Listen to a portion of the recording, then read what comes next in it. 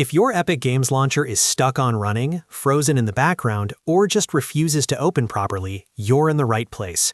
In this video, I'll show you a simple step-by-step fix for the Epic Games Launcher running glitch, starting with the fastest solution and moving into the deeper cleanup steps if needed.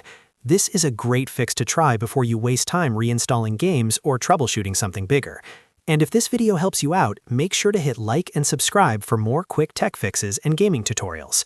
Alright, let's get into it.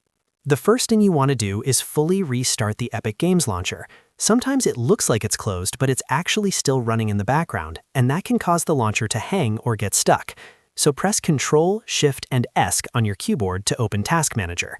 If you're on Windows 11 or Windows 10, this will show you all active apps and background processes. Now look through the list for anything related to Epic Games. You may see Epic Games Launcher, Epic Web Helper, or other Epic-related processes. Click each one, then choose End Task.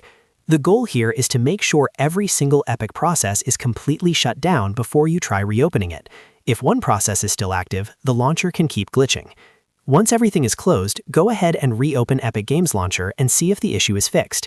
If it opens normally now, great, you're done. But if the running glitch is still there, don't worry, because the next step is to clear the launcher cache.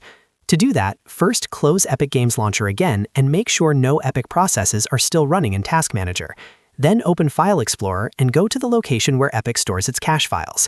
The most common place is inside your App Data folder. You can quickly get there by pressing Windows key and R, typing %localappdata% and hitting Enter. This opens the local app data directory. From there, find the Epic Games Launcher folder. Open it, then look for a folder called Webcache. In some cases, you may see more than one cache folder, like Webcache, Webcache 4430, or similar variants. These folders store temporary data, and if they become corrupted, the launcher can get stuck on running or fail to start properly. Delete the Webcache folder or folders you see in that location. Don't worry, this is safe. Epic Games will rebuild the cache automatically the next time the launcher opens. After deleting the cache, restart your computer if possible. A quick reboot helps make sure all leftover launcher files are cleared from memory. Now launch Epic Games again and check whether it opens normally. For a lot of people, just ending the processes and clearing the web cache is enough to fix the problem completely. But if you're still stuck with the same issue, the final step is to reinstall the Epic Games Launcher.